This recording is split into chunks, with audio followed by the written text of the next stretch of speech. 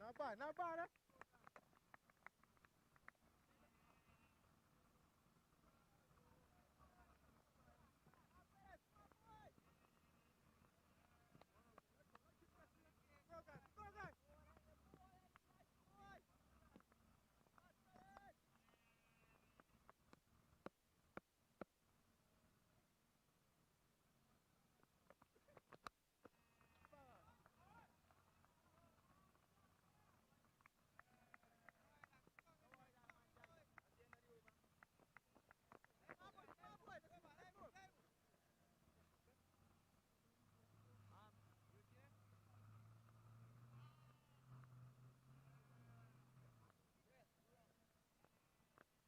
Righty, righty.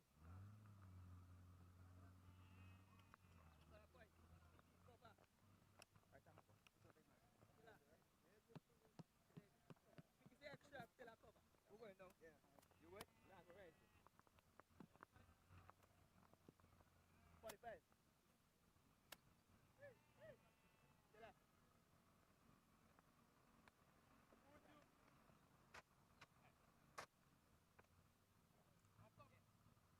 the up stump.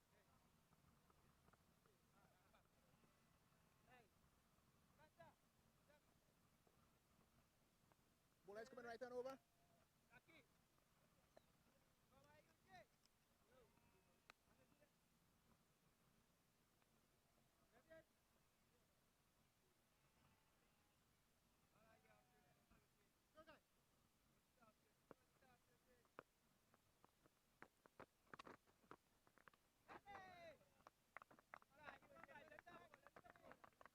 Back here.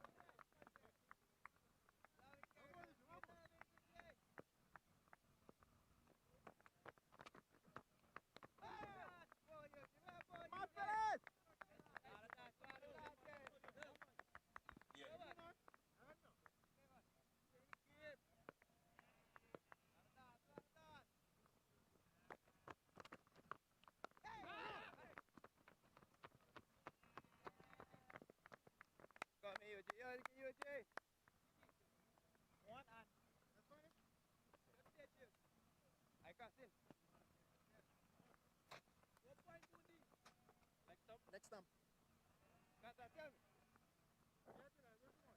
It's coming right up over 3 left. Coming. Coming around. Oh, that's it. Last one is coming right around 3 left.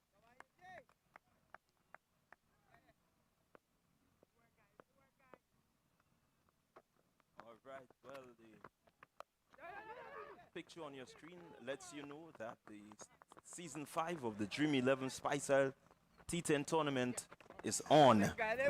And we are coming to you live from the Lassages playing field, bringing you this first encounter in season 5. Is the Ginger Generals. They are coming up against the Nawassa Cinnamon Pieces. It's going to be a really good, interesting contest here today. Ginger Generals, they finished. So you see that shot there from Saint Hilaire. Clears the rope. And so that's 6 more runs to the Cinnamon Pacers. And they seem to be motoring as I welcome Justin Hector to the microphone. Yes, good morning, and wherever you're viewing this telecast, and one really expects eventful tournament. Would expect there will be quite a number of exciting matches. It has started that way so far. In fact, Nicosia Saint-Hilaire has started off, as I said, rather aggressively. In fact, he's had a pretty good season so far this year in local tournaments in terms of run scoring. So one expects that to continue. St. Hilaire again lifting this one. Fielder out there at the mid-wicket boundary and reduces it to 1. So certainly St. Hilaire coming in with quite a bit of form. We've seen him in the local tournament, the NLAGCA T20, and really was in blistering form. I think, really putting down some good scores. Yes, and of course the Cinnamon Pacers will hope that that continues. But he's a very plucky player, He will continue to go at the bowling once the ball is in the areas that he loves. And as I said earlier, one waits to see, how well these guys, especially there's a number of guys, in fact, on all of these teams who has contributed well, who has made pretty good scores this year so far. So a number of them are coming in with pretty good form. Yeah, certainly as we look at the lineup, we see over number 3 is going to be bowled by Jonathan Taylor. Another one of the youngsters that we've seen a bit in the local tournament. It was from previous years also, so he has some experience.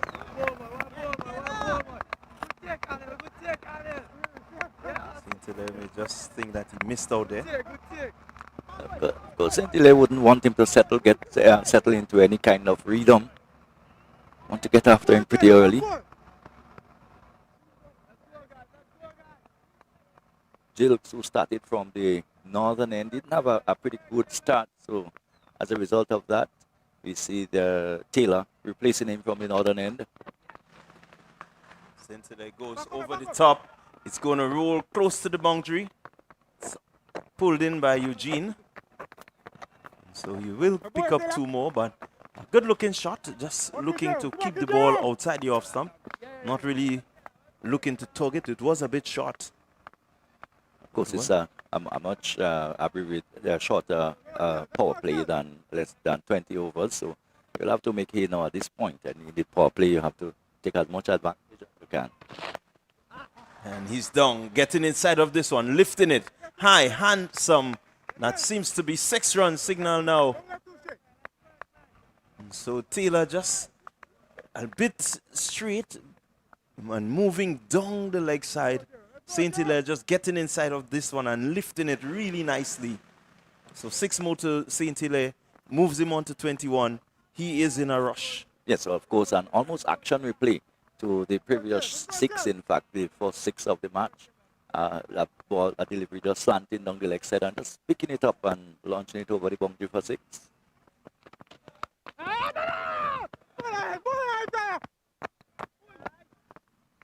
Slower delivery there, just really outfoxing the batter. So good thinking by Jonathan Taylor. He knew that the pressure was on him, and he came up with the slower delivery. What was good is that he pitched it in the right area. Of course, yes. And having one of the better fielders just behind point,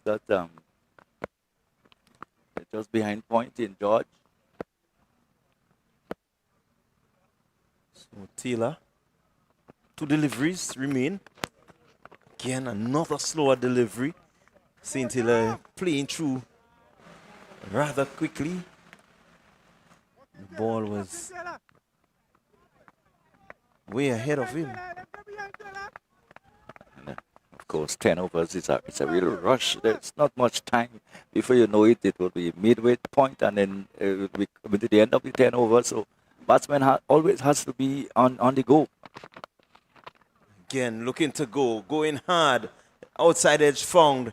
4 more runs to Nkosi St. Hilaire, and the Cinnamon Pacers, they rush up to 34 without loss at the end of over number 3. Of course, you will see a lot more shots like those as the 10 over progresses, because batsmen will be looking to go pretty hard. And of course, a lot of these shots sometimes, if they're not got proper hold of them, they will go into strange angles, strange directions, as we saw there from Nkosi St. Hilaire. But it adds up. It's a boundary, 34 without loss.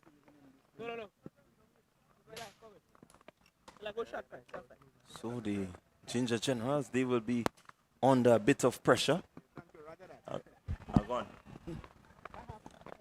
They will be under a bit of pressure. You have a little shot.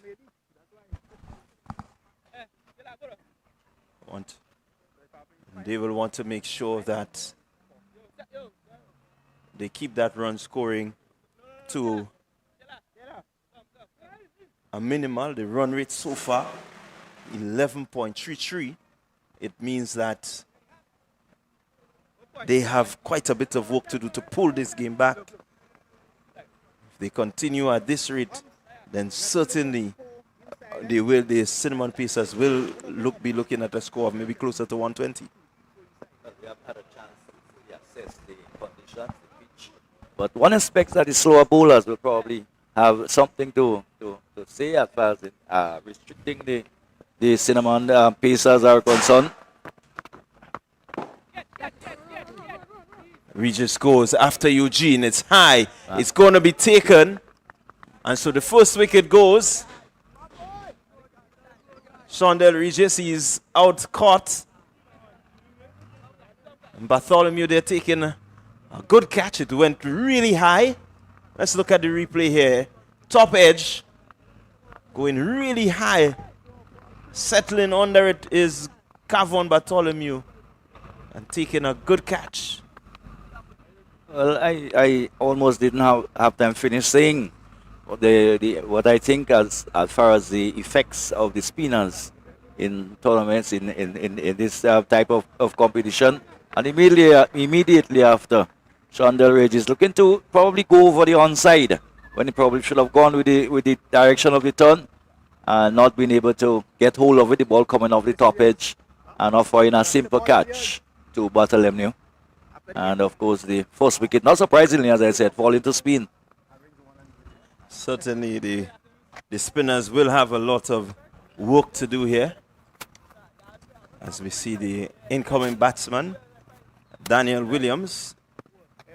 And Williams is known for quite a bit of power hitting himself.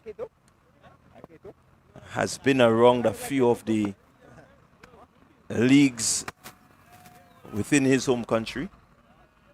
And so one expects that he will come here to the Spice Isle and really look to spice it up. Of course, Eugene picking up the first wicket. And a man who is, again, no stranger to the Spice Isle either. And also, of course, famously John Eugene, who is his father, would have had quite some merry times too, in terms of scoring runs and in the Spice Isle. So he's getting off the mark right away. I'm sure John Eugene will be probably listening or viewing this telecast and following this tournament. If he's say good morning, and good morning to all of those cricketers around the region, around the windwards and beyond, those who are tuning into this broadcast this morning. So a very good morning, and to tell you that it's really very nice atmosphere at the last just playing field. St. Hilaire goes into this one and bringing up another 6. And so he really is in good touch, St. Hilaire. Eugene just a bit wide outside the off stump, allowing the ball to turn back into St. Hilaire. And he just went with the tide and really good connection, clearing the boundary by a long way. Of course, where you would need to be is a little straighter to St. Hilaire. And just like that, and just cramping him for room a bit. Now we cannot really extend the arm. And just managing to steer it out into the offside, just behind square on the offside where Bartholomew came in and do the fielding. And of course, at dot ball, they would need to bowl a lot more of those. Again, going back, cutting well. 4 more. That one really sped across the outfield and well placed by St. Hilaire. He's really in good touch. I must continue to say this. We've seen him really just take this bowling apart so far. 35 from 18 deliveries. I mean, a really good strike rate here. Eugene under a bit of pressure. Probably got away with this one also. It was short. It was wider side the off stump. And St. Hilaire probably just backing away a bit too far. Therefore couldn't access the ball. And luckily to get away with that. But 45 for 1. And after 4, so pretty steady start. Well, more than steady. Well, net of well over 11. So probably dreams of achieving at least 120. And that would be a pretty good, will make for a pretty good run chase. Yeah, it certainly will make for a good run chase. It's so far a run rate of 11.25 means that they will get close to or maybe even exceed 120 once they continue like this. The wicket is a good one. It continues to play well.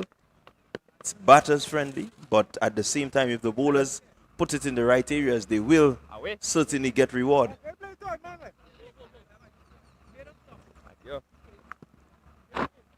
So Taylor, he's going to come back for his second over. Generals will need him maybe just to pick up a wicket here, just to pull back the game somewhat.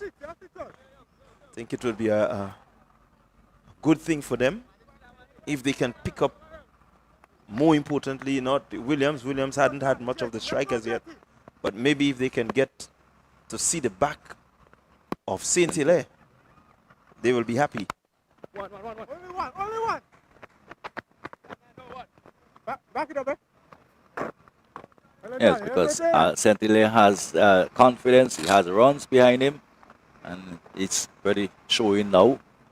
And although they have picked up one wicket, it really hasn't dented the scoring rate. I think that's where you want to see. They tend not so much in wickets in 10 overs. One doesn't expect that team would get bowled out in 10 overs. So it's about restricting to the total to something really manageable. Yes, certainly they want to restrict this bowling. The Pacers with this bowling, they want to restrict the Cinnamon Pacers because they know the lineup. They have some really good power hitters within their lineup.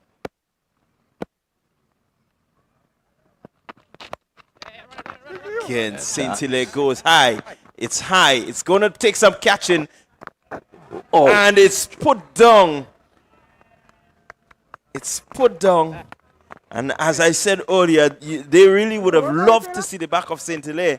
And there goes the opportunity. It's hit high off the top edge. Really a long time in the air. And unfortunately, the fielder there in Stewart cannot hold on. Well, you need to hold on to those type of chances. Taylor will count himself very unfortunate. It was a good delivery. It was straight, and it was probably a slower ball. One could see him probably just running his hand down. Given another slower ball attempted, and he could have had the wicket of Saint Hilaire. And to add insult to injury now, another misfield, and it goes away for 4. So it has to be better than that in the field. Yeah, again, slower delivery, and not really executed as you would like. So a full toss presented. And as I said earlier, Williams, known to be a pretty good hard hitter of the cricket ball, made full use of this one. Yes, and to be fair to the fielder down there, that looked like Jilks. It came pretty quickly, and he couldn't get across.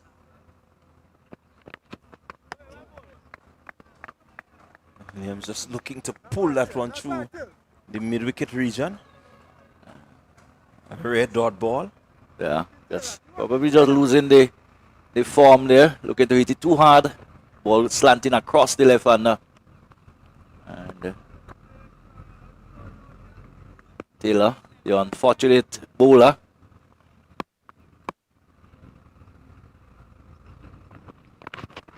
Again, this time shot down the leg side.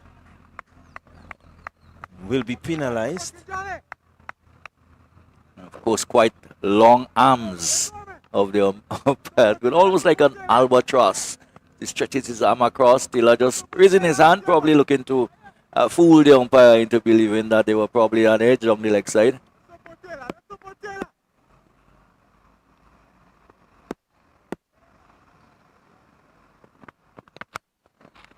Again, this one crunched hard.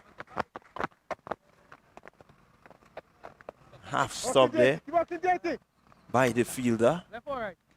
That's Charles. He made a valiant attempt. In the end, they pick up one. A bit of untidy period for the Ginger Generals out in the field there. There's a few fumbles here and there. Drop catch. Drop one drop catch. Think you can afford games like that. Slower delivery, badly lined. St. Hilaire needing no other invitation. Swept this one beautifully across the toughest sped. 4 more runs to him. He moves to 40 and 57th on the board for the Cinnamon Pacers. They're 50 coming up really quickly. Yes, of course, and you wouldn't get away with that, for sure, against St. Hilaire in that type of form that he's in. And the pitch has nothing really in it. It's a nice, seems like a pretty nice, easy batting wicket. So one expect bowlers would be under the pump for the duration of the innings. And if that's an indication of probably, if we're going to see probably even more greater attack being launched later on as the innings progress, I think, as you said earlier, we could be looking at a total somewhere in the region of 120 should from here. Yeah, the bowlers will be under a bit of pressure to really pull this one back. 57 and 5. So 57 from 30 deliveries. That's a really good, healthy rate to be going at. 11.4 and over. George will come in, the left arm orthodox spinner. He'll be bowling from the pavilion end here. Very interesting period in the game. He's a very experienced player now. And there goes Williams dissecting the 2 fielders out at the cover region. And he picks up 4. A really good shot. Really laid into this one. Well, that was a loosener. That's a reminder that there is no place for that here. Delivery just wide and pitched up and wide outside the off stump. And it gave the left-hander the chance to dispatch it, place it pretty nicely through the cover region. Again, power in this one. We'll just pick up a single. Jeremiah Fields out there. Williams, he moves to 12 from 7. There's not too many dot balls played, and that's what you don't want to be playing, too many dot balls.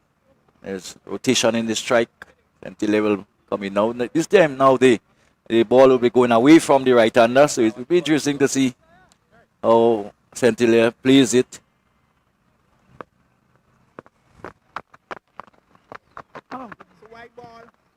Down the leg side, George. Base up, you're strong, and you're bad good.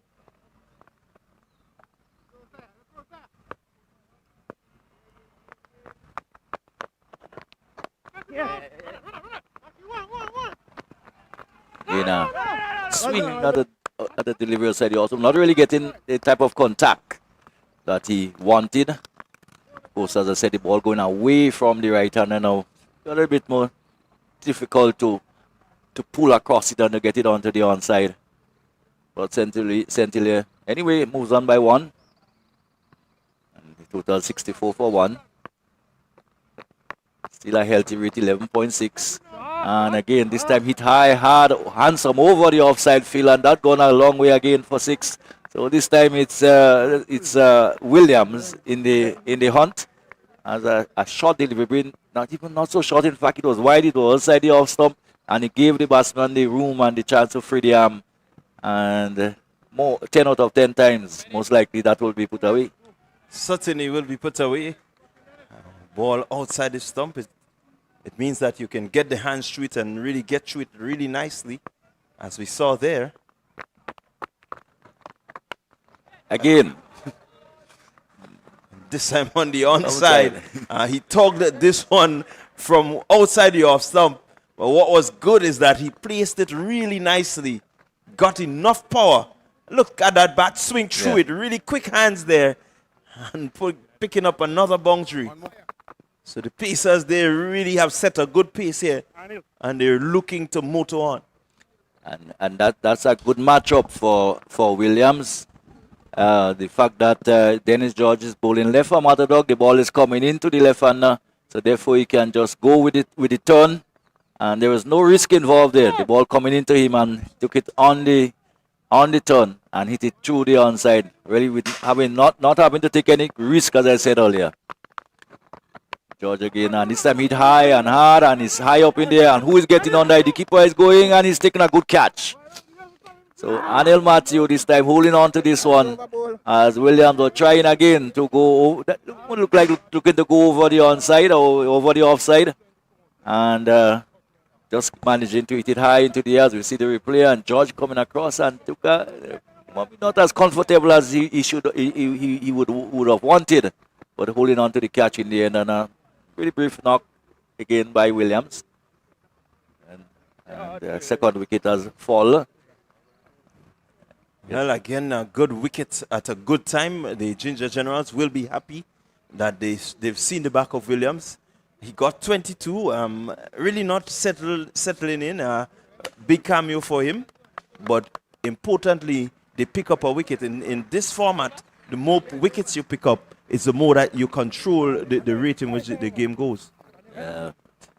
As I said, they have picked up 2 wickets, but really they haven't done anything to the rate. In fact, if anything, it has gone up now to 12.33. And pretty expensive over in terms of the normal economy rate of Dennis George.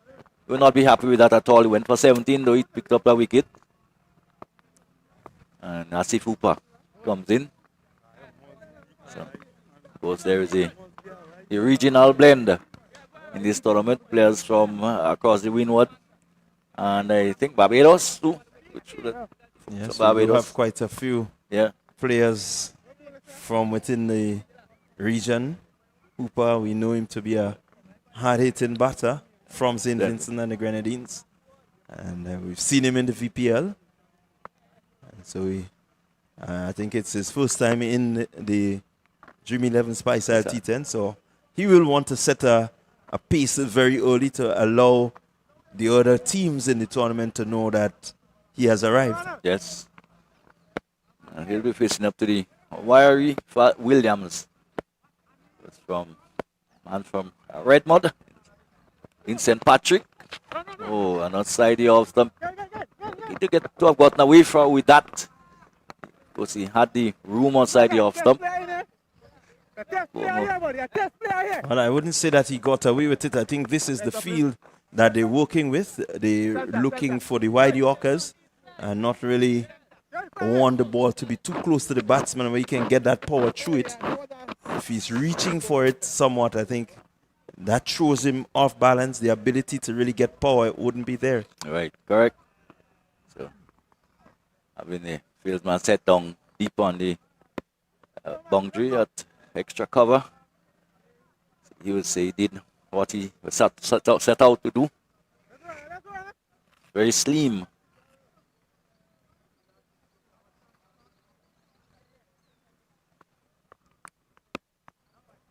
Again, Williams, a really good young pacer, has quite a good head on his shoulders. Yes. Does vary his pace quite a bit. Again, this one is lifted past the fielder, rushes into the boundary now, and so Hooper, he's on his way. He has announced his arrival with a boundary. And probably an attempted slow ball there outside the off stump. But I don't know how much Williams would know of Hooper. But very powerful man. Plays pretty well through the offside, so probably need to keep the ball a lot straighter. May look to hit top of off. Well, this one just lined down the leg side. Really doesn't have the field placing for this. And so easy single picked up there. But we've seen Williams pick up quite a bit of wickets in the St. Patrick's tournament that was held earlier in February. And then he came into the GCA NLA T24 Redmond, picked up quite a few wickets there again. And so these boys have, you know, quite a bit of cricket within the last few months. So we expect that they're really going to bring, you know, that sort of experience. Nothing better than playing out in the middle. Well done. Slower delivery. Again, well disguised. It's not giving the batsman too much pace to work with, and that's what you want.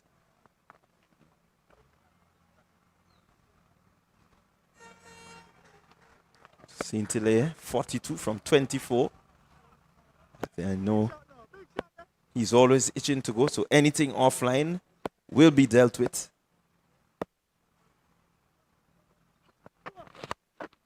As we see him there again, going hard after this one. Outside edge found, and 4 more runs to Saint-Hilaire. He will tell you that he opened the face there and guided that one past this third man. But Williams will think to himself, that was an edge that could have gone to hand. So Saint-Hilaire moves up to 46. Will he be the first to register the first 50 of the tournament? And that would be a really good way to announce yourself and to announce your team and let the fans know that Cinnamon Pacers mean business.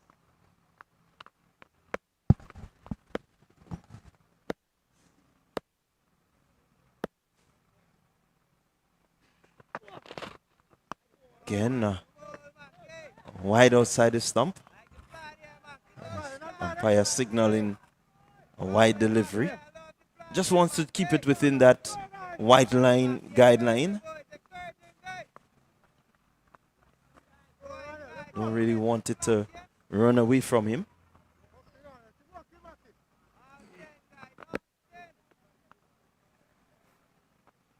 Saint-Hilaire on 46.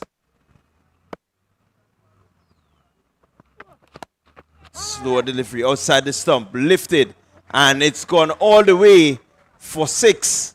So 6 more to Saint-Hilaire. That should bring up his 50. And what a way to start the season 5 of the Dream 11 Spiceisle T10 tournament with a 50 behind your name.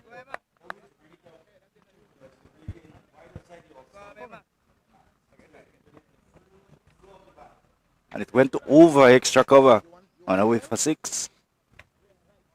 Faco was squarish cover, more towards squarish cover than extra cover. It's been a pretty good shot, pretty good hit. So,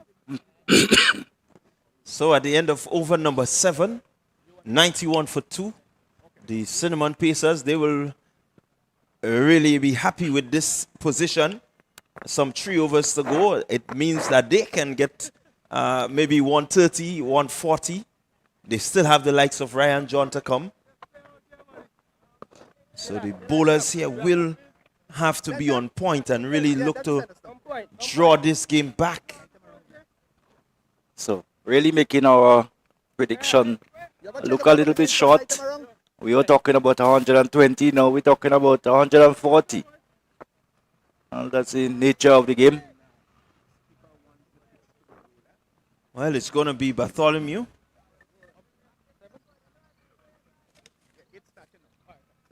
It's going to be Cleveland Bartholomew with the ball in hand.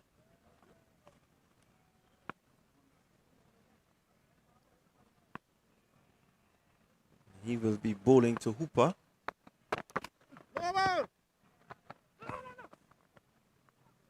That's a pretty good line to Hooper.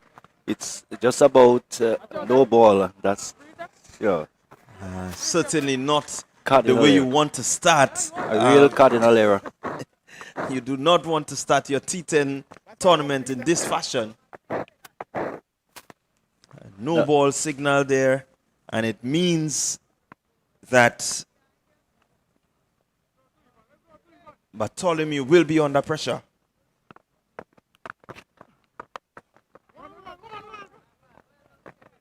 Gets away with this one. Only 1 run scored. And again, Bartholomew, one of our young under 19 players. And so he has been playing quite a lot of cricket in recent times. We had the under 19 tournament played right here in Grenada. And from there, he went straight into the GCNLA T20. And now he's here. He has bowled really well at the under 19 level. I think he was the leading wicket taker. And so it means that the Ginger General expect him to do a job. There he goes against Saint Hilaire, lifting this one. It goes far. It is high, handsome, and that's 6 more to Saint Hilaire. Yes, and Bartholomew would have played quite a bit of cricket here too. All the under 19 matches would have been played here, so he should be quite familiar with the conditions here. But it's so hard when you have somebody like Saint Hilaire on the other hand who is hitting the ball as cleanly as he is and as powerfully as he is today. Under pressure, Bartholomew. Shot. Again, this one a bit faster and seemed to have just bounced a bit higher.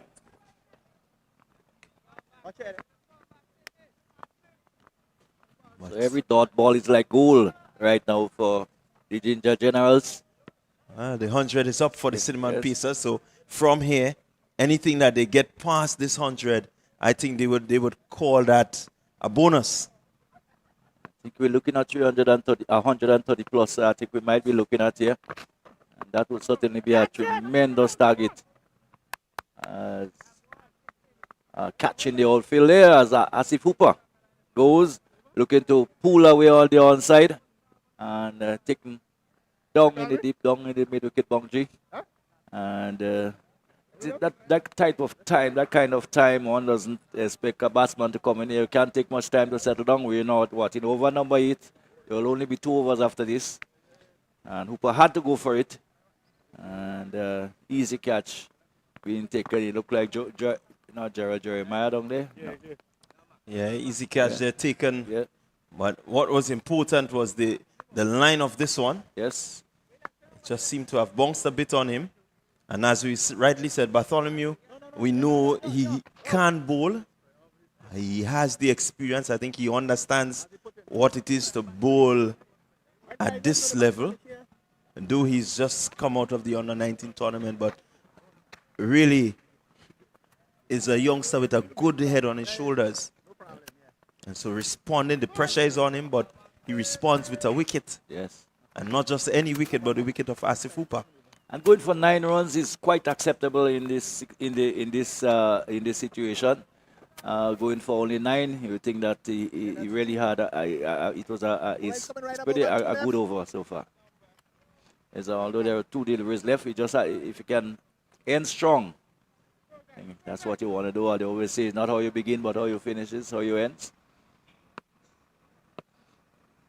So Ryan John has come out. And one expect with Ryan John, of course, and Saint Hilaire there. If this stays to the end, you can expect quite some very big hitting. John gets off the mark with a single. Saint Hilaire, on the other hand, is on 59 from 28. So it's going well over 200 strike rate. And this is tremendous in any form of the game. Yeah, really good strike rate there by Saint Hilaire.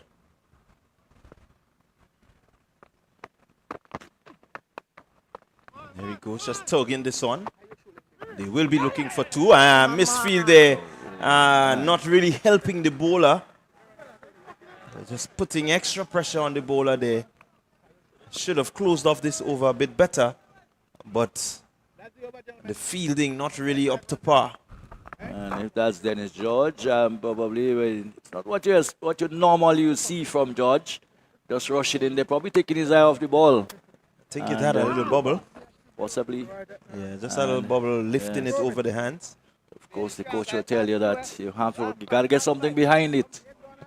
He didn't on that occasion, and it cost the team. And yes, so he'll have to make amends for that because he will be bowling in the next over. So I think he should be pretty mad with himself and look to make amends for that slip off in the field. Of course, we are seated here and we're feeling the heat, so one can imagine what it's like out there. It's pretty hot out there. We've had some pretty hot days in recent times. Yeah, certainly. The humidity will be on out there, really humid outside. That's George, ball in hand, to John, who hits this one really hard and crashing it past the fielder. A valiant effort, but really it was firmly struck. And so another boundary to the Cinnamon Pacers. John opening his account. Well, actually, that's his second delivery and picking up 4. So far, George haven't had a good time of it so far. He went for 17 in the first over and already 4 in this over. And he'll want to pick himself up. He's an experienced campaigner.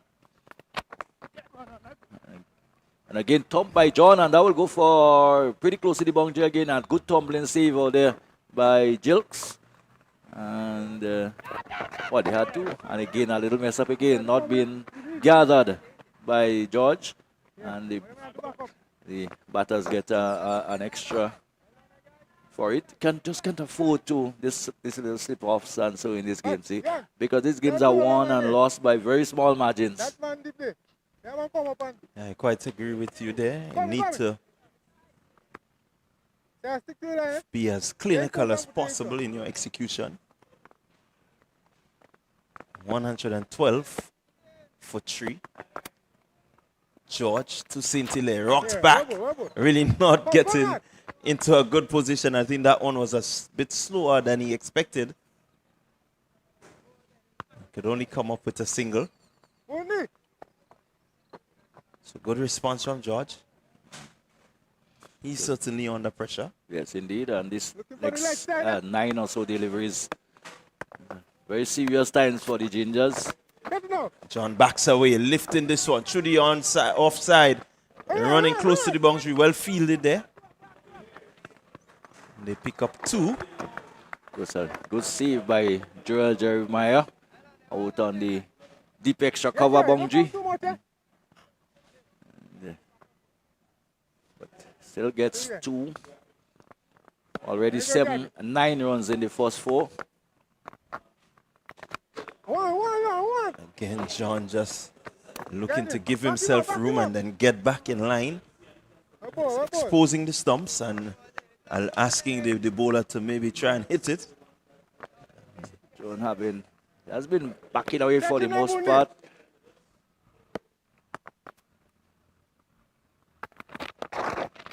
Again, Saint-Hilaire lifting this one. No way.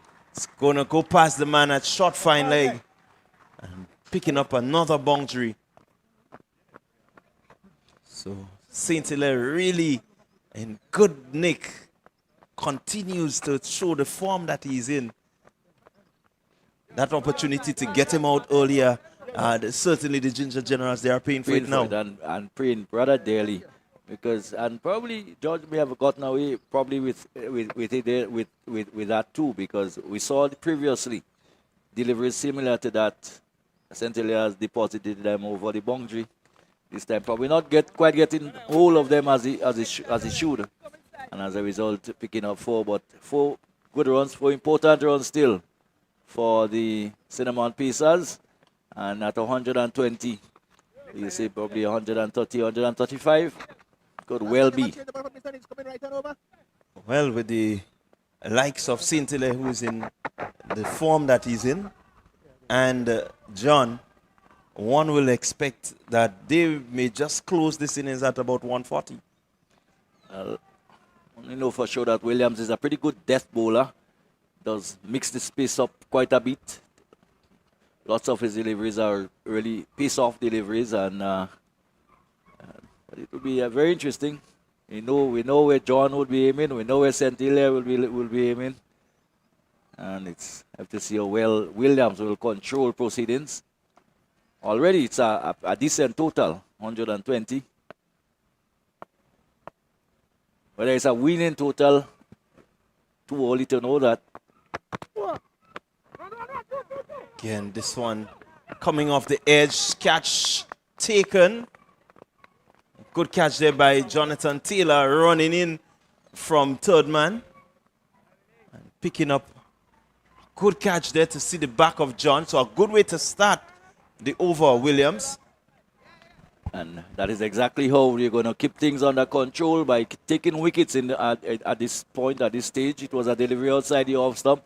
And John threw everything at it and not getting in the middle of the bat at all. Instead, finding the outer portion of the bat and going down towards Stoneman, where a pretty good catch was taken.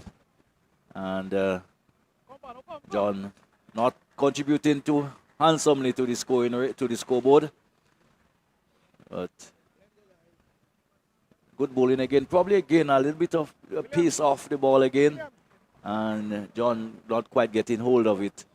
So Ronald Williams not for 17. He have not that's what his second over, and yeah. Yeah, certainly a good way to start the over. It's the final over of the innings. You really want to keep that total just around where it is, 120, maybe 125.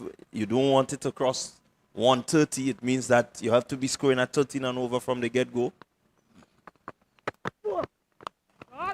Slower delivery, and this one is really well hit. That's 6 runs to Alfred Bishop, who has just come in. Bishop doesn't need to get acclimatized to the condition. He knows the condition, and he goes with the flow. What a shot. Yes, big shot delivery again. Similar to a delivery that was bowled to John. The difference is he really got under it, he got across to it, and hit it with the middle of the bat, hit it with power, and hit it over extra cover and it went all the way for 6. Well, we've had a new pope recently, and we can enjoy the Bishop out there. Well, I know he didn't vote for the. He was not part of the conclave now. You know. Well, the Bishop is out, and the Pope just maybe at the Vatican still. Would not want to be in this humid condition under this sort of pressure. No.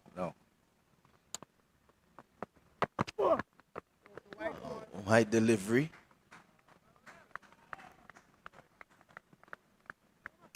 Bishop just intimidating the bowler there. Bowler doesn't want to get anywhere close to him. Again, it seemed like another attempted slower ball, which just didn't quite come out of the hand the way he wanted it to. And slanted down the leg side, and a very decent take by Anel Matthews.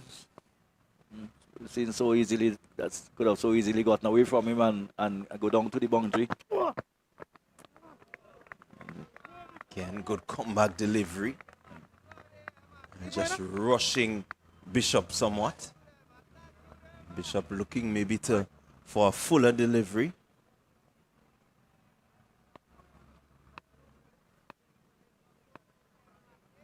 So they have gone rather steadily from the start. The rate has always been just hovering around the 11, 12, 13 mark, and it seems like that's about where it will finish.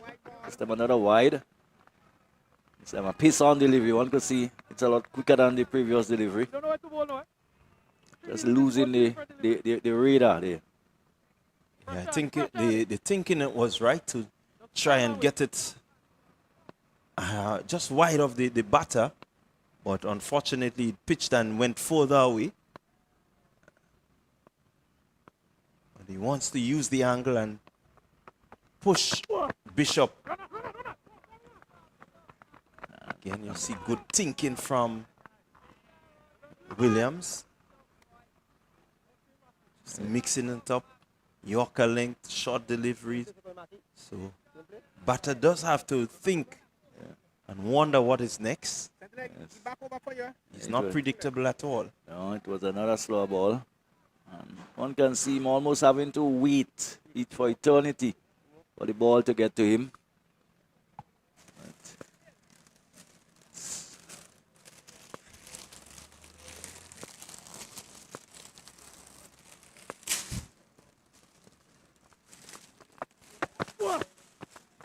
And again, defeating Nicosi Saint-Hilaire with this one again. Slow delivery outside the off stump.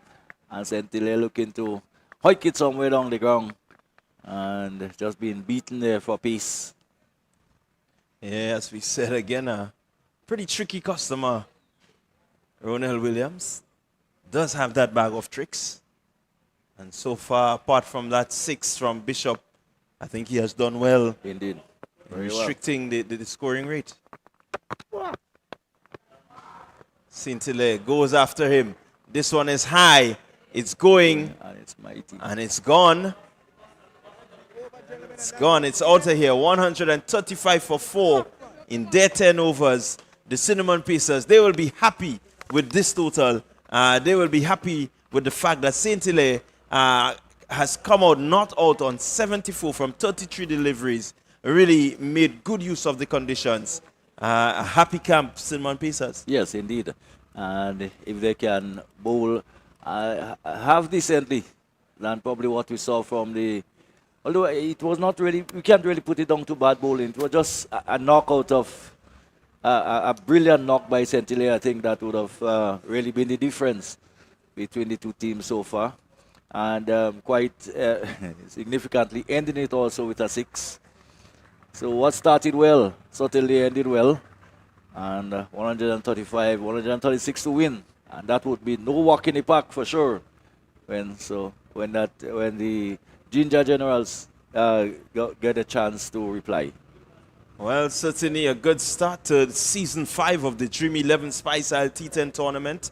The Cinnamon Pacers, they were asked to bat first by the Ginger Generals, and they really came out attacking from ball 1 and putting on a really good score here.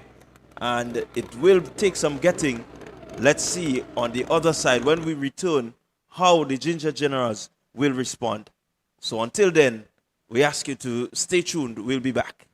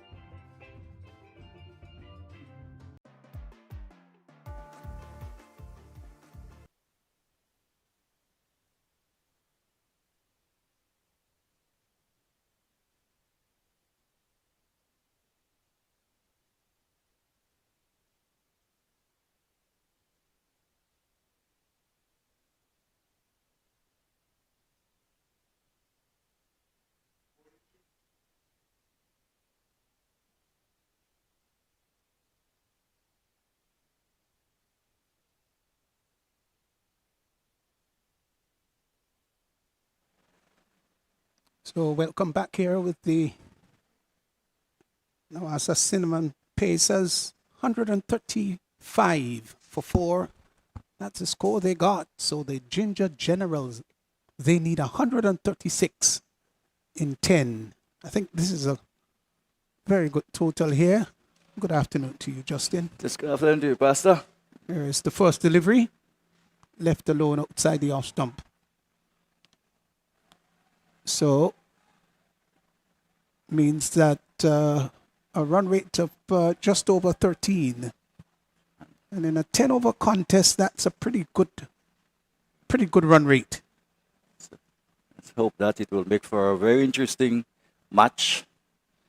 Of course, I just had a chat with Mr. Jeremiah. Both of his sons are out there at the moment. Yeah, interesting that. Yes. I'm sure there are other family members around, various cricketers. So here's Francis. Open the face of the bat is Johan Jeremiah, gets his first run. He's been in good touch too, Yes, Johan indeed. Jeremiah. And if he could carry that from the breakout tournament and carry that into this tournament, then there'll be quite a bit of credibility behind his name. Gerald Jeremiah facing up from Francis and driving out on the onside, the ball inadvertently taking the inner portion of the bat. That's not where he wanted to hit it. So it's a quiet start. Didn't go ball searching, ball hitting, thumping from the very first ball. But in 10-10 cricket, you don't have much time to get yourself in. Advancing down the track, lifts that. That's going to go close to the boundary. It's catchable just over the boundary line. Did it go all the way? No, maybe. Yes, it did. Yes, in fact. So that's the first carry power hit for 6. Yes. Good shot. Stayed in the air for a long time, but when it came down in the end over the boundary line, and he tried to hit that straight, that was straight enough. Indeed. Asif Hooper, who gave chase, never had a chance. In fact, the ball did run about a meter over the boundary.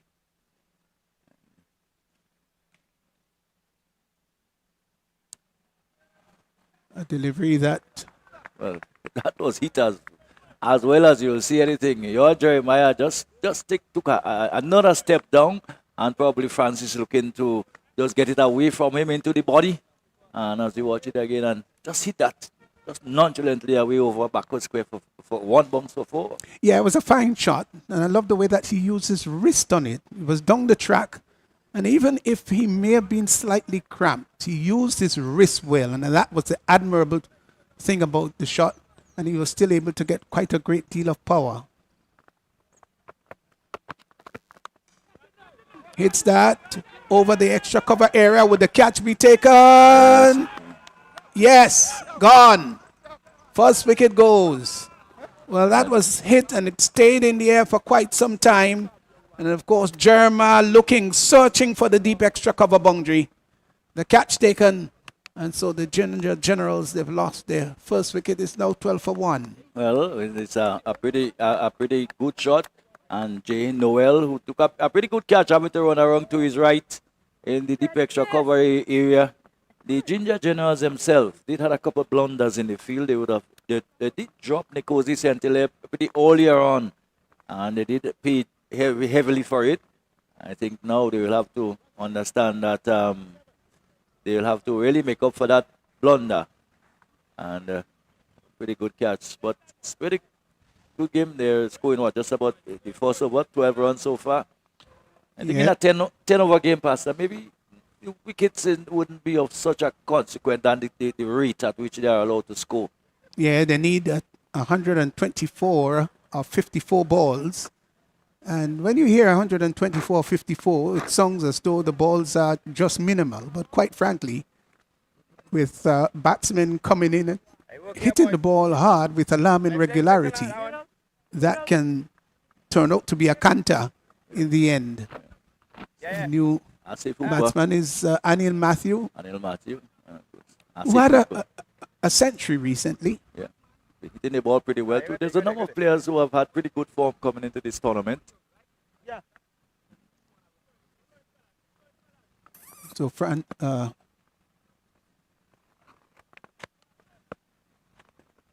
here he's facing up and opens the face of the bat, Well done, well done. Good cricket, boys. Good cricket, boys. seeking to glide that behind square on the offside. That's it. I was going to ask you, Pastor, earlier, when the brothers were together, how do brothers communicate with each other when they're ready? Do they chide each other? Do they? Well, we have had brothers who have played together. Dwayne Bravo, Darren Bravo, played for Trinidad and Tobago for a number of years. Of course, the War brothers, I think they're probably among the more prolific ones. And in my opinion, they should be able to communicate. Their fraternity involved, you see. And in the case of the War brothers, of course, being twins, their system of communication would even be better. Looking to heave that over mid-wicket. Doesn't make contact. So Matthew and, of course, Jeremiah, they've got a work to do here. It's more than repair. They've got to accelerate. Looking to hit that over the deep mid-wicket area. And that goes across the boundary line. Six, just signaled there by the umpire. So it's another carriacou hit for 6. That was short. He rocked onto the back foot, and he didn't look to hit that on the ground, mind you. He wanted it to go for the maximum, and it did. Fine shot. It's a big, tall man, and he packs some power. This time he goes down the ground, and in fact, not getting it too far and getting a single. But that's the way Anil Matthew is going to play. Yes, and when he's in good nick, and he seems to be in good nick, gosh, he can hit the ball thunderously hard and with great precision too. But Hooper's done a pretty good job so far. Well ball, boy, I say. Well ball. Pulls that down to the long on area and gets a single. So they're 21 for 1 after 2. So that means that they're just over 10 runs per over. They need to be going close to 14s if they are to stay in contention, because already one sees the rate climbing to 14.38, and they have to be played smart. They have to be very careful, especially early on. Not look to play too many dot balls. I think both players there are pretty experienced now at the shorter version of the game. Jeremiah, of course, the former under-19 captain, and has played in a number of tournaments since. Wayward delivery down the leg side, and diving attempt by the keeper. Wasn't able to pull that off. Leg byes signal. Welcome runs 4. Just clipping the pad on its way through. And the keeper really hurled himself spectacularly to the right, but was unable to cut that off. And it went to the boundary for 4. Well, Francis got to be very careful here. He's into his second. Doesn't want to spray it. He's got an extra delivery to bowl, though.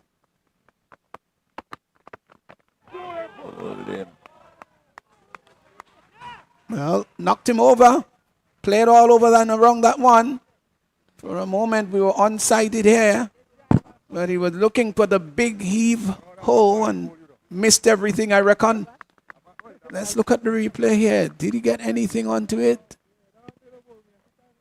No. The off stump was rocked back and the bail spattered. So, Nawasa Cinnamon Pacers will be very happy with that. A couple of wickets have already fallen. Ginger Generals, they're in a precarious position. 25 for 2 after 2.2. Yes, and a good delivery, very good delivery. One could see him angling it back into the off stump, and Jeremiah looking to heave it away, and the ball not quite the delivery for the shot and losing his off stump. Again, it shows the importance, Justin, of bowling wicket to wicket. Now, I must admit that you can't always do it. Sometimes the context of the game doesn't allow you to bowl wicket to wicket. Sometimes you may have to spray it a little outside the off stump, asking the batsman to fetch it. But by and large, when you bowl wicket to wicket, if you do miss, then there's a chance of being leg before or being bowled. Yes, as in that case. So, as I said, they have to be careful. It's the Pacers have made a very good start in terms of wickets. And again, every time that happens, the rate just goes up a notch.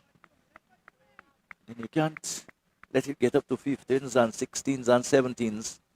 Jonelle Eugene, the new batsman. Bad delivery. Again, spraying down the leg side. Keeper made a valiant effort. And like the one before the previous delivery, and that going into the boundary for 4. Again, was a good delivery before that. The previous one, this one was badly sprayed. And of course, the keeper having trouble to glove that one and to keep it from going. He's got to be very careful here, Francis. Yes, he's picked up 2 wickets, but he has been wayward at times. So he's got to look at that. It's important. Though you're picking up wickets, you've got to also concede less runs. That one was just helped down to the deep backward square boundary, and that's gone away again. Well, again, he is just spraying outside the leg stump. Let's look at it here. Guilty of straying down the leg side, and of course the fine leg inside the circle lifted it over his head, and that went into the boundary for 4. Well, just probably getting a little bit too straight now, looking to a bit too straight, and the ball with the angling into the pad, and easy pickings, easy for the batsman to just help it on its way. And that's what it is. So far, 8 runs, 8 and for 12, 13 runs in the over so far. Yeah, that's expensive, but it's going to do well, of course, for the Ginger General. Don't forget, you've got 2 overs still remaining in, 2 deliveries remaining in this over.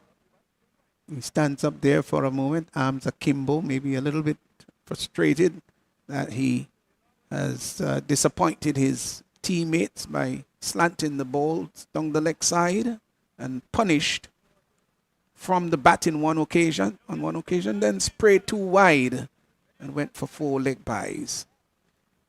But in this format of the game goes at such a pace that there will be moments like these in the game where maybe 2 deliveries that you didn't quite get in the right area will quickly disappear, and you would find that you will have as well as there may be times when you may get it right, and batsmen will find it a little bit difficult to get the deliveries away.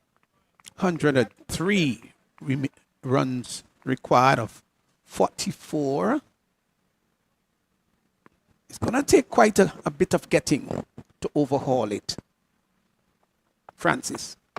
Sin. Much better delivery this time. The batsman in Eugene gets on top of it and sparred it down behind point. Of course, Eugene is almost a household name in Grenada or in the cricketing fraternity. Yeah, John Eugene of St. Lucia played for the West Indies A team and represented St. Lucia and the Windward Islands for so many years. Of course. Now his son in there going to work wonders also, and getting an outside edge and the ball flying away to probably where a second slip would have been, probably over where a second slip would have been, as we look at it again, and outer portion of the bat. The keeper can't get a hand to it, and it rushes away down to 3rd man for 4. And again, it proves how important it is when you're outside the off stump and you're going after it. The rule is go hard, go very hard. And that was what exactly Eugene did. He went hard, took the outside edge, flew to the left of the keeper, who made a rather despairing attempt to pluck that out of the air, but it was hit much too fast and too hard and went down to the 3rd man boundary for 4. So 3 overs gone is 37 for 2. Well, 37 for 2. I mean, they could be happy with that so far. It's a steady start. It's probably just on and around where they would like to be. Scoring at 12.33, requiring 14.14. But it's holidays, and only have to be seen. But as far as the Ginger Pacers is concerned, they will have to continue to take wickets. Get it! Oh! Master, down the line. Once again. Well, they have to continue to take wickets, but not when Matthew is careening like that. He, as I said earlier on, he's in good touch. And he knows what's needed. He knows that they're 95 to get in 41. So he'll be going hard. That one was close to be a wide. Maybe he thought that it was outside the line. Just the arm ball there by Hooper.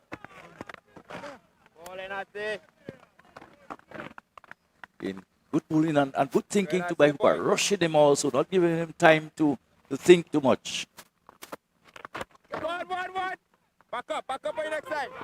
It's not down to the mid-wicket region. They get only 1. So it's been a very good over so far by Hooper. He's mixing it up, pushing it through at times and just a little slower sometimes. So he's not quite predictable. And that's so important as a bowler. If the batsman can predict what you're doing in terms of trajectory and speed, then you can come in for a bit of caning. But he's done pretty well so far. He's into his second, none for 14.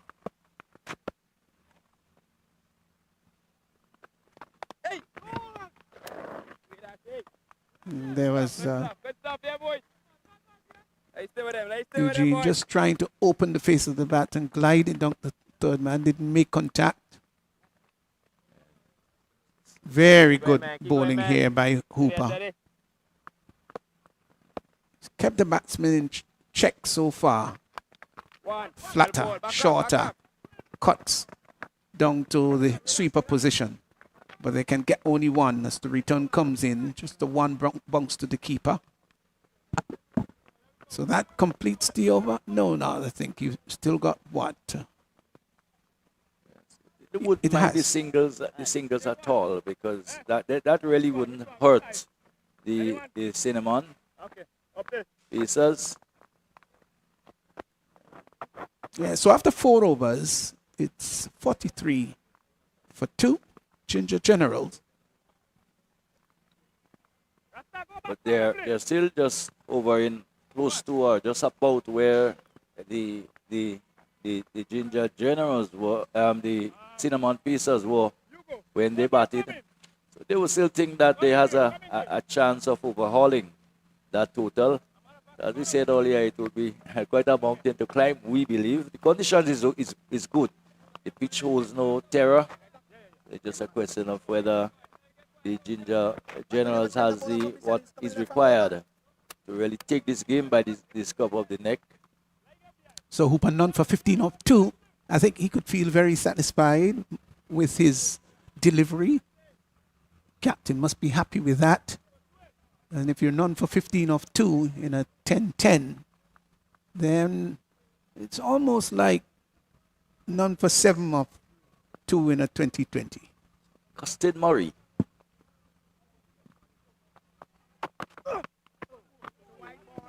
Starts with a wide. Yeah, slanting down the leg side. You can hear him grunting. A feature, of course, that has become rather prolific in cricket in recent years. Even some spinners do grunt. And of course, if you think about grunting also, you must think about lawn tennis, where most of the international stars these days, they grunt.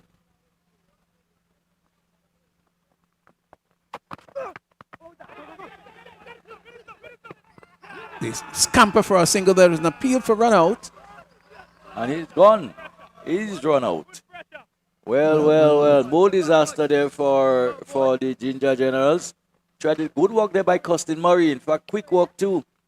Yes, and Anil Matthews been caught short. Uh, And there was a little start and start, a little start and stop. He didn't really flow through, and that's how important it is, Justin, that you've got to be backing up as a non-striker. Always alert as a monkey. You've got to be always looking for the single, especially in T10 cricket, where everything goes at a frenetic pace. Backing up is quite crucial, and I dare say if he were backing up in a much more alert manner, he may have just gotten there. it's coming out now quite a mess. I mean, in fact, all the dot on scores. Maybe the laundry will say, okay, you have to fit that bill because you run yourself out and you're giving us a lot of extra work now to do the washing. It's all part and parcel of the game of cricket now, though. But great work to see his back. Ginger Generals, out. 44 for 3. We're in over number 5.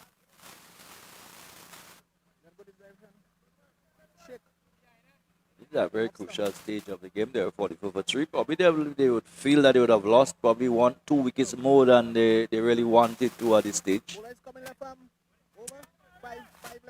And with that, of course, the run rate is dropping. Well, I would say climbing rather. The asking rate is climbing. It's now gone over 15, almost 16. 92 of 35.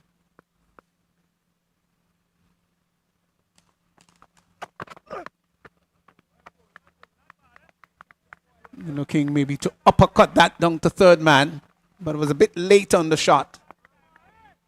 And went into the gloves of the keeper. So Gerard Gilks will have to do a bit of restoration work here for the Ginger Generals, but he doesn't have much time to assess.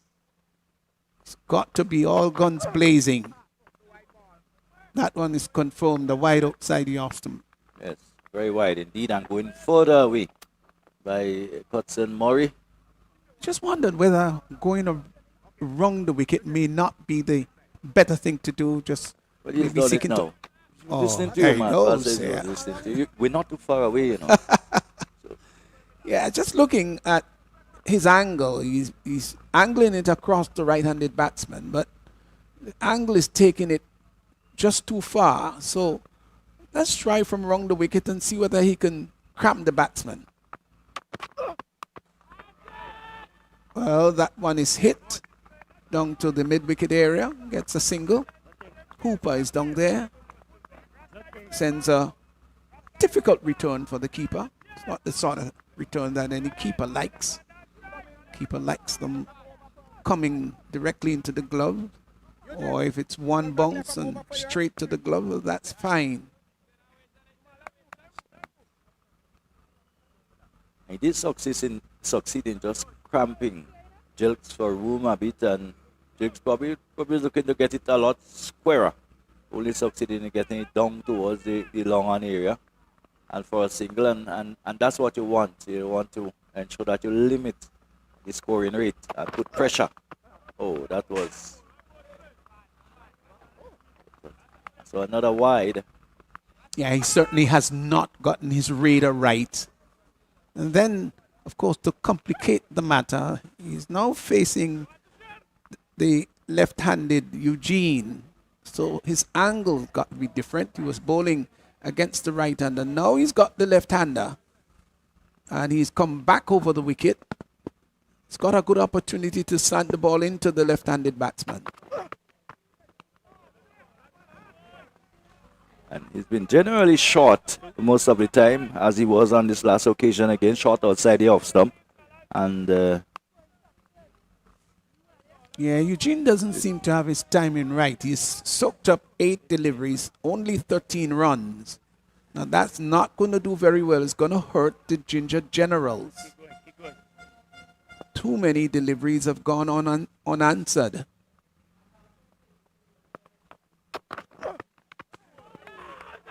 There's an appeal for caught behind. The umpire says not out there. Williams continue to appeal. Oh my golly. He looked rather confident, I dare say, Williams. Ball passed pretty close to the bat, one should say. But we cannot say with certainty that there was an edge. But it was a good delivery, one Yes. that had bunks attached to it and a little bit of lateral movement into the left-handed batsman. 13 of 9 is Eugene. Not good, really not good. They seem to be stuck there at 47 for 3. Oh, but that was beautiful. Wow. Delivery short just around the off stump, outside the off stump, and he just stood up straight, almost leaned backward and opened the face of the bat, and the ball went like a tracer bullet down to the third man boundary for 4. Happened so easy. The 50 has come up, 51 of 5 overs. So just a little under 10 runs per over. Yeah, Justin, it's not always about how massive the batsman's shoulder is and how much power, but rather the timing, and that was absolutely exquisite. Waited until the last moment, and when Leather and Willow connected, there was a sweet sound, and it was caressed with precision, and not only was the timing well, but the placement between the backward point and the third man was wonderful. It was almost surgical.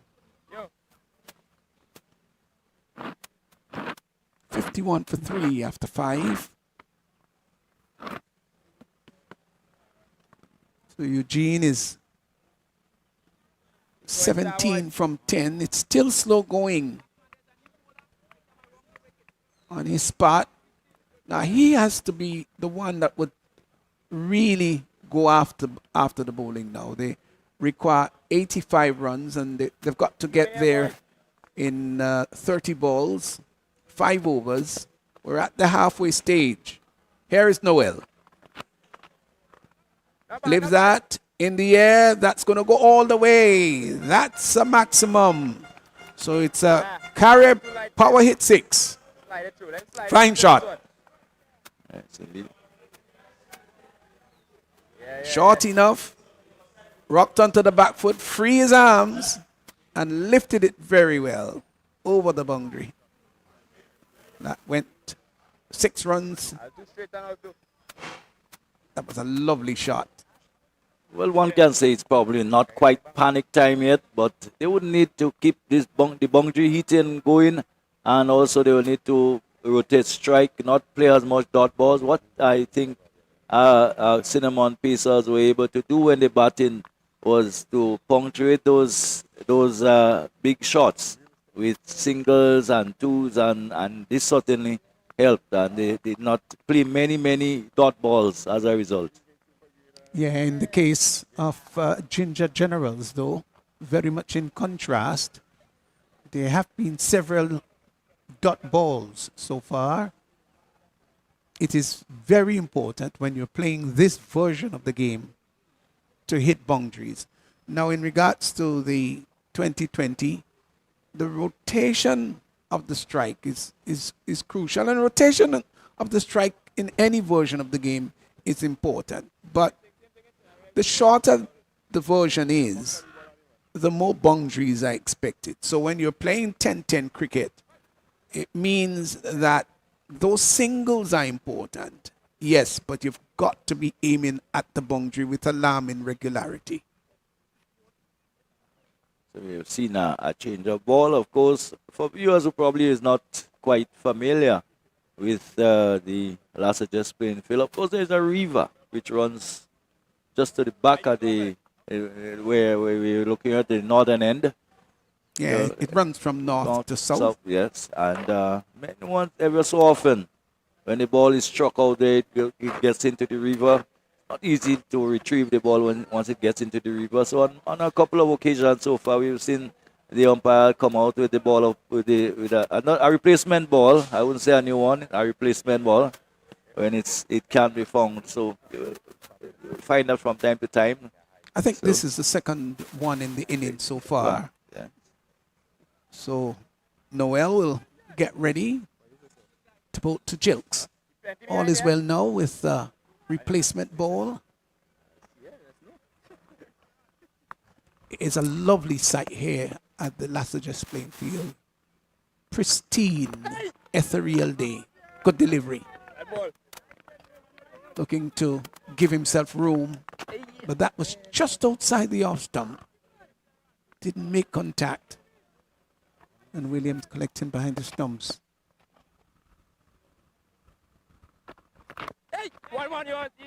Tugs that one out on the outside as the bowler runs across to his right, fleet-footed. The batsman had time to cross for the single. So, though the extras might be a bit more than the Nawasa Cinnamon Pacers would have liked, yet I think they've got the generals, Ginger Generals, exactly where they want them. It's at 58 for 3 into the 6th. Catch it, just stop it. Well, ball, good stuff. Fielder down there, sweeping. They can get one. All right, after this one.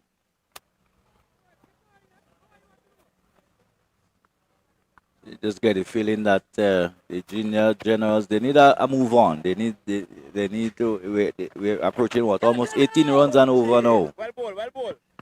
That's well ball. Just can't seem to get the ball over the boundary, or even through the fielders and to the boundary most of the time. Yes, you've got to be thinking when you're playing 10-10 cricket. You've got to be thinking at least 2 boundaries and over. That's important, whether it might be 2 4s or 2 6s. But that has to be the frame of mind with any batter to get at least 2. And then there are the odd wide or the single rotating the strike. But it is crucial to aim and target at least 2 boundaries. Maybe a maximum 6 and a 4 or a couple of 4s or a couple of 6s. There's a slight mix up there with the rear John thinking that it was the end of the over. It wasn't quite yet. One more to go, One isn't more it? to go. These things do happen.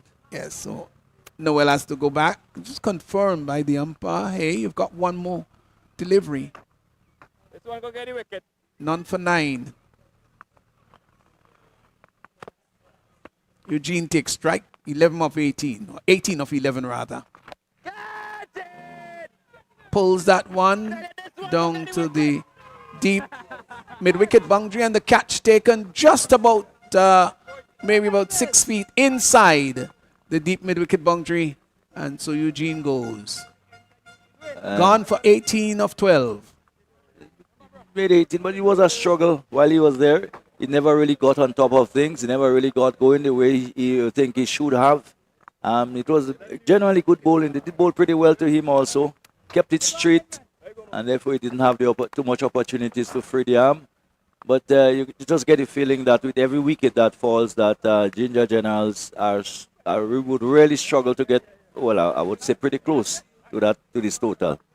Yeah, with 4 wickets gone, your top 4 back in the hut means that the lower order, they've got just 4 overs remaining. And Ginger General, of course, they need 76 for 4.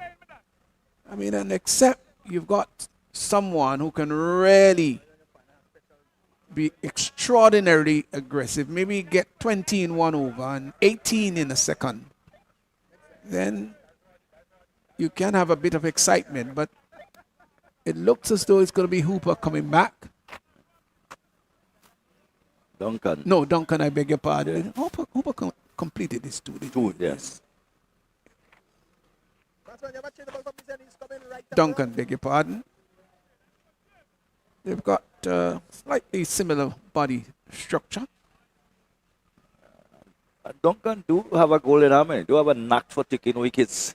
Taking some wickets in.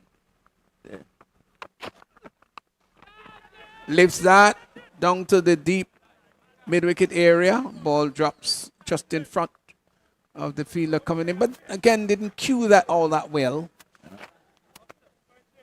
Got a single. Jilks is 9, taking strike. Christian Stewart. Sorry. Stewart, no, taking strike, beg your pardon. Turned up on the onside. They go through for a quick single. Yeah, but it doesn't look very good for the Generals here. No, they don't at all. And the Pacers will be happy to give up the singles, probably even twos or the odd 4 here and there. They really haven't been able to power their way through. They haven't been able to stay with the rate now. They've just dropped under 10. So, very, very difficult from here on. Yeah. They still need 74 from 22 legal deliveries.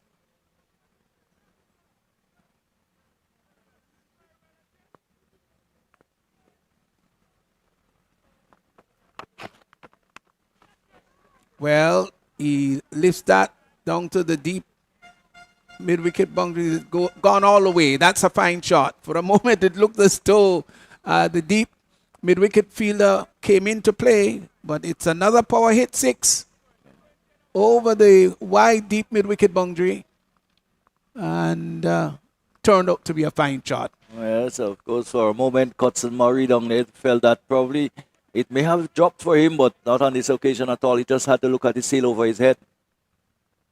Great shot. Full toss. Hit down to the long one. They will, in fact, come back for the second. Good running. Good aggressive running. I think that's the first time we've seen that element of aggression and desire to turn 1 into 2. Maybe a bit belated. Of course, Jay down there on the boundary. He did move quickly, but not a very strong arm, not a very strong return. So it really didn't put them under any kind of pressure whatsoever.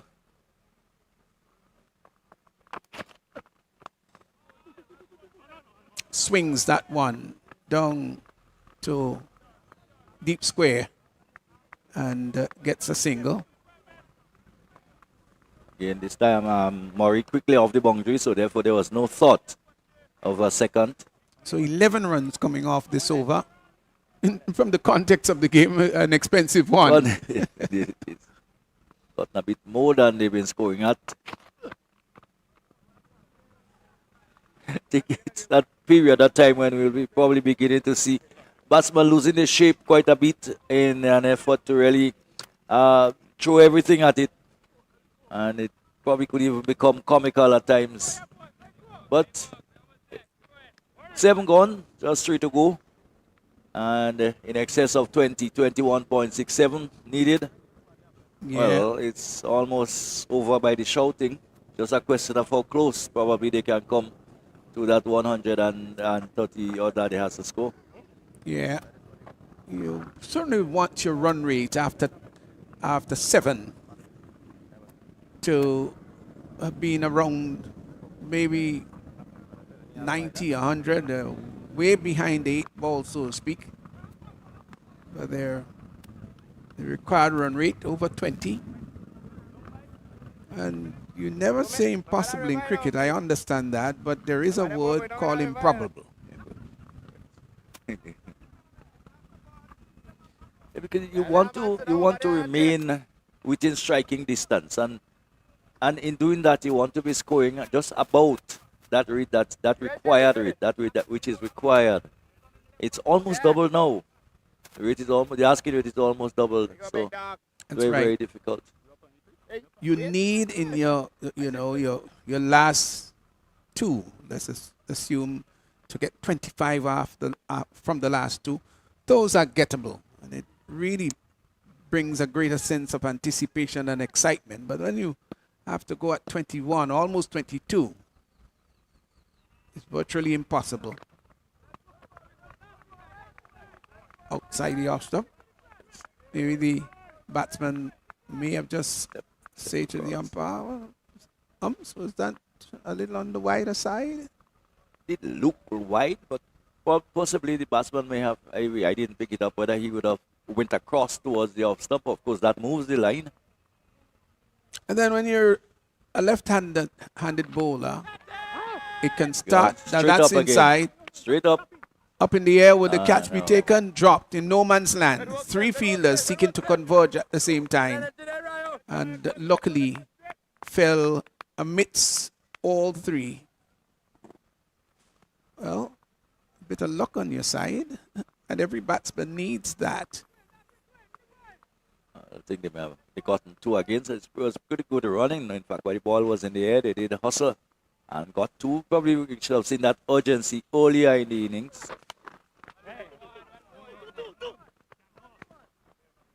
Of course, Scott Murray is under no pressure whatsoever now, bowling with the asking rate now at 23. He can certainly look to execute his skills. Look at the ball at the sea, pretty wide, and force the batsman to reach out and try to hit the ball. Of course, they would have not much control over that with a field that is set deep on the offside. So we happy to give away 1 or 2. This time it's a full toss, and that went high, and this time he made a hash of it. Noel long there. We should have taken that. Yes, should have taken it. It may not have been the easiest chance in the world, I must admit. But at this level, he had sufficient time to look. Now he's coming forward, and one wonders whether indeed he had to dive forward. No. In my opinion, he had sufficient time to see the ball coming, make a step or 2 forward, and that would have aborted the having to dive forward. Bit of misjudgment. Pretty high. We just heard to the umpire that it could have been over waist height. I think it was.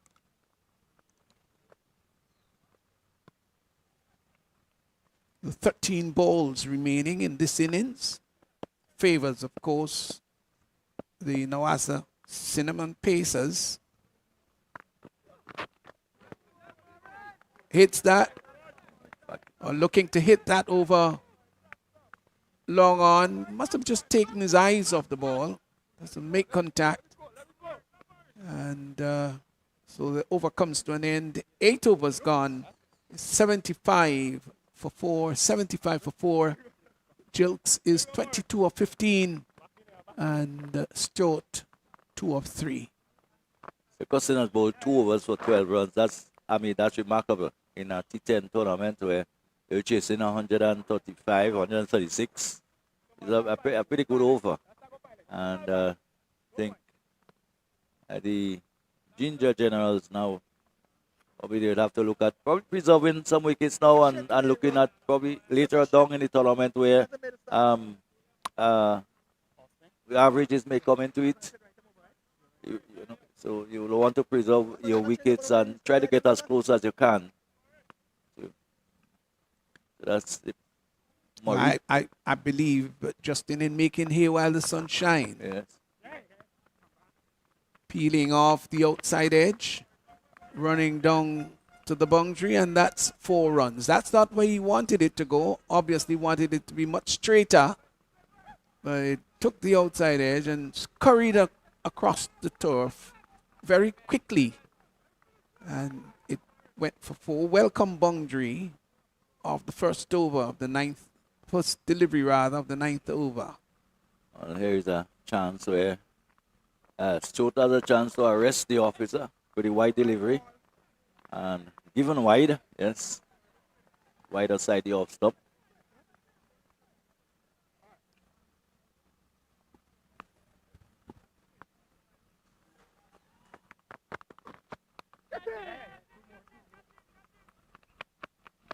So peels away again now from the outside portion of the bat, and good work down on the boundary there as the 2 fieldsmen give chase, and ball being pulled back to the chasing fieldsman fielder, and as a result they managed to come back for 2.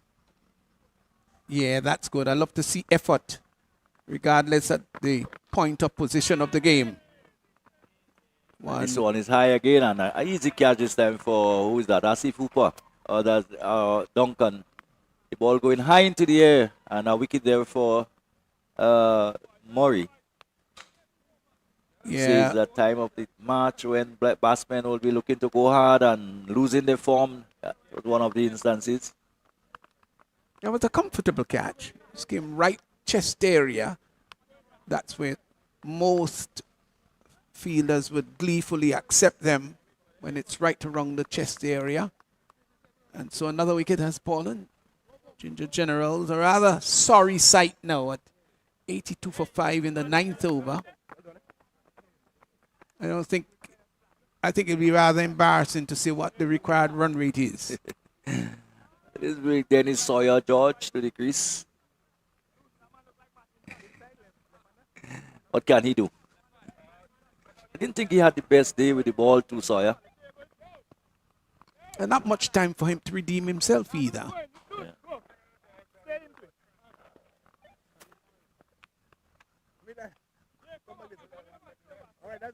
Takes what looks to be a middle stump guard. Yes. What was your guard like, Justin? You took middle and leg? Yes, Motu was leg stump because I wanted to free the arms, like to tie it up at all. I always loved batting middle stump. I don't think I changed it over the years. My memory, my recollection of you then, you were such a neat player of the stumps and of your part that I wasn't so prolific of my part. I have to say honestly. I always like to get the foot out of the way, ensure that the foot is out of the way.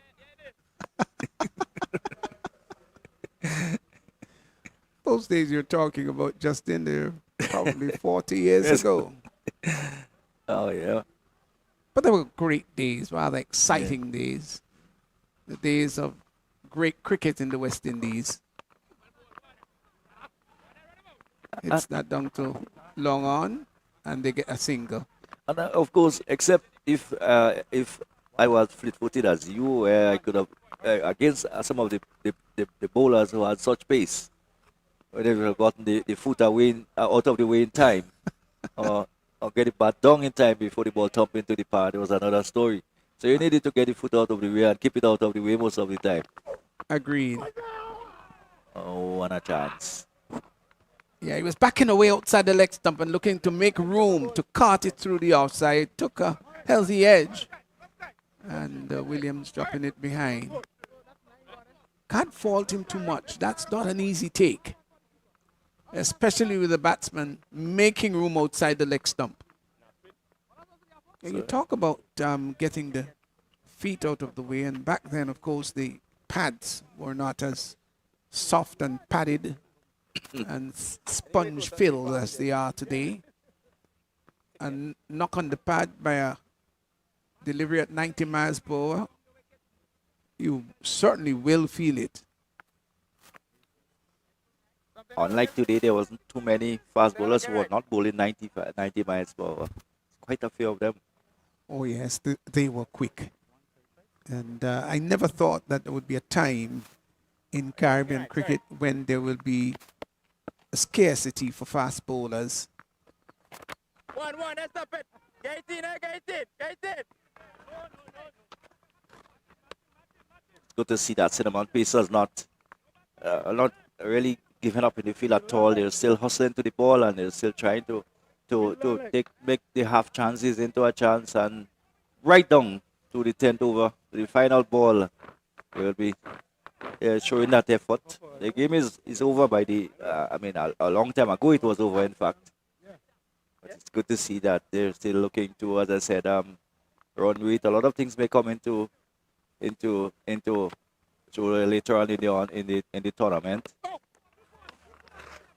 Yes, I believe in playing the game hard. And even when you're going to win comprehensively, you still got to go. If you've got your opponent's nose in the dust, you've got to rub it harder. 1. Good, that's good. Easy. Gets a single down to long on. Of course, they needed much more than that. And even if this over is the biggest, which of course it's not with 3 deliveries gone. Still, it's going to result in a loss for the Ginger Generals. That would be a huge loss. That's really well, bowler. Easy. Tugged Yeah. down to That's great. down to backward square. The ball taking the inner portion of the bat. So it's been a good over so far. Just 3 runs coming off 4 deliveries. 3 singles and there was a dot ball. One. Easy one.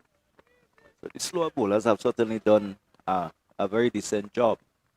As we've seen in basically even in international cricket, the slower bowlers are really coming into their own, into the fore, and in these type of competitions where in the past I know you would not have risked slow bowlers at a certain stage in the game. Now the slow bowlers are bowling at the death. Here's the final delivery coming up. And That's it. I'm sure that the Cinnamon Pacers, Nawasa Cinnamon Pacers, will be so very happy with this. Restricting the Ginger Generals to 88 for 5 of the allotted 10 overs. And so they've won this game comprehensively. It was not a closely fought game at all. It was lopsided. And what a wonderful performance by Cinnamon Pacers. Maybe when they posted 135, they probably thought that it was enough. And quite rightly so, turned out to be more than enough. And they've won this game by 47 runs. A comprehensive victory. And when you win a 10-10 by 47 runs, it's rather lopsided and comprehensive. Indeed it is. And from the outset of the game, from the start of the game, really and truly, Cinnamon, they took control of proceedings out there, especially with Nikosi St. Louis. He played a marvelous inning. That inning of 74 really set the tone. And with the small contributions from the other players down the order, was just the icing of the cake. And this basically batted the Ginger Generals out of the game. So, St. Hilaire, 74 of 33. Williams, 22 of 10. Ryan John, a quick fire, 11 of 6. And Eugene had 1 for 18. Dennis George, 1 for 32 of 2. And Ronald Williams, 1 for 32 of 2. Ginger General, well, Jared Giles, 25 of 19. Jonel Eugene, 18 of 12. And Anil Matthew tragically run out 12 of 7. Ricardo Murray had 1 for 9 of 1. Jaron Noel also picking up a wicket. But by and large, it was the Cinnamon Pacers who prevailed against the Ginger General, and they won by 47 runs. Wonderful performance by Cinnamon Pacers. Yes, and the Ginger Generals, yeah, they'll be very happy, and of course they would want to continue that progress through the rest of the tournament as we too get ready for the next assignment, the next game coming up. And it's a pretty nice day, pretty beautiful day after all the rains that we had yesterday. Yes, certainly. It's a lovely day and a great day for cricket. So just to remind you that Cinnamon Pacers, they've won by 47 runs. Comprehensive victory. And please don't go too far away. Our next match coming up shortly.